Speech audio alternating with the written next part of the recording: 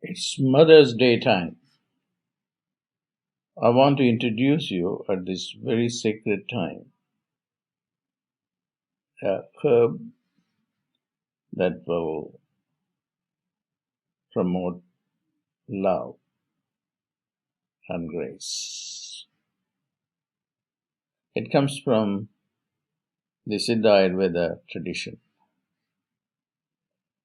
Let me give you a background, a brief orientation to Ayurveda and Siddha. Ayurveda is one of the oldest medicines practiced on the earth plane. It comes from India, and Siddha is an improvement. It's again, Siddha is practiced in India. The practitioners of this medicine are gurus, yogis, accomplished mystics. They brought these herbs from other galaxies. If you look at the ethnobotanical, mythological literature about these herbs, you see that these herbs came from other galaxies, or the herbs themselves, to start with, were beings who became plants. The original concept of the plants per se, the vegetations per se, within the Indian tradition is that these are gods and goddesses who came to this earth plane in order to save humanity. They, if you look at what the plants do, they absorb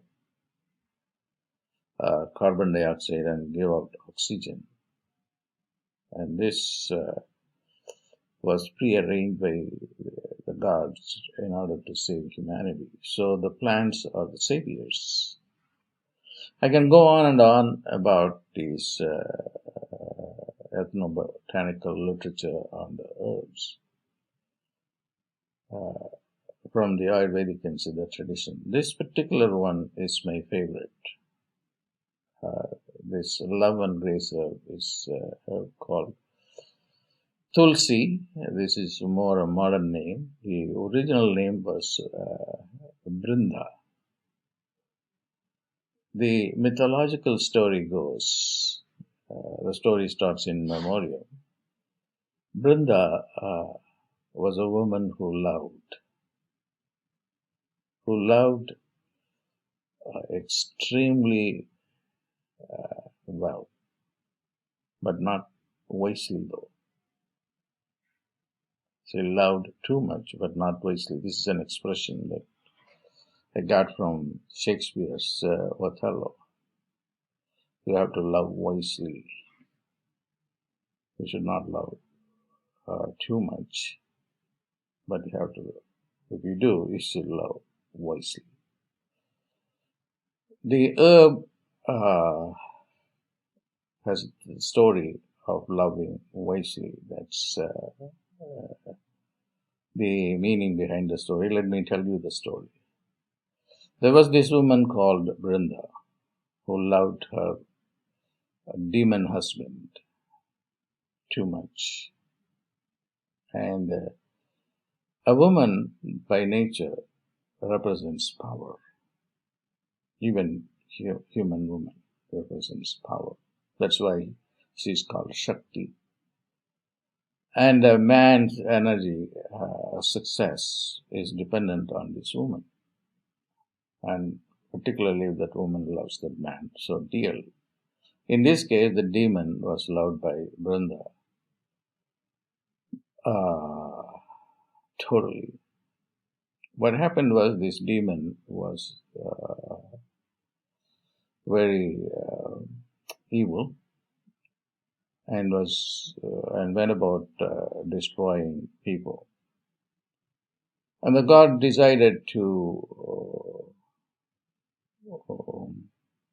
kill this demon, but they could not, because Vrinda, the woman, particularly her love, protected him from all the weapons from the gods. The gods wanted to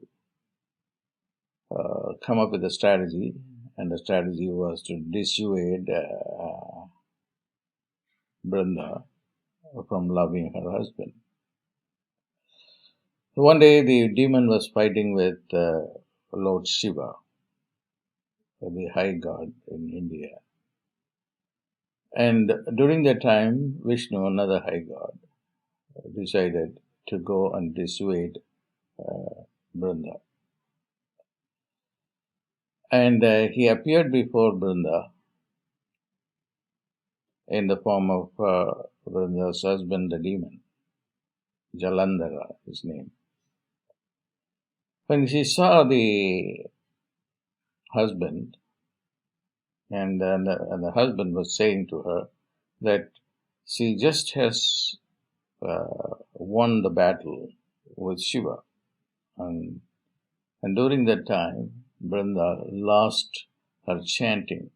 She was always chanting the name of Vishnu. So when she stopped chanting, Shiva took the opportunity to kill Jalandhara, because at that brief moment, Jalandhara did not have the power because the wife had stopped chanting the name of Vishnu. And then later on, she came to know about the trickery, and then she even cursed Vishnu for playing the trick on her. She told Vishnu, I just worshipped you all the time, chanted all the time. Now that you tricked me, assuming the form of my husband. How can you do that? You become a stone. Then that's how Vishnu became a stone called Sarabrahma. This is the story. But Shiva came at the scene and then told Vrinda or Tulsi, hey, you're a good woman. You are the sum total of the feminine power. The feminine, there is nothing that's more powerful than the feminine. But then the problem with you was you love too much. Again, to quote Shakespeare, but not wisely. And this is a perfect herb for most women because they love too much but not wisely. So to go back to the story, then Siva told Vrinda, hey, you will become a plant and will become a symbol of great love and devotion, and also dedication to God. So this will be your power. So what it means symbolically is that if you consume this herb, you will love wisely. You will love also with great amount of power, and, unconditionally, and unintermittently too. That's what she was doing. She was loving the husband and the God, both. That's why I call this love and grace. I should add that what has happened in the practice of Ayurveda is that, and Siddha as well, people have discontinued the rituals associated with the consumption of the herbs. Vrinda has to be worshipped. Even in many households, Tulsi, the plant, is worshipped by particularly women folks. But they don't know the story. Most of them don't know the story and why they are doing it. But it doesn't matter. But if you do that, you will get the benefits of getting mm, into a form of love that is supported by prudence. So that is one thing that people don't, especially Ayurvedic physicians or Siddha physicians, they never tell the story. The other thing that I have done is to completely revive as much as possible. It's not possible to do it completely revive it. To give the essence of the Siddha herbs, Ayurvedic herbs for people.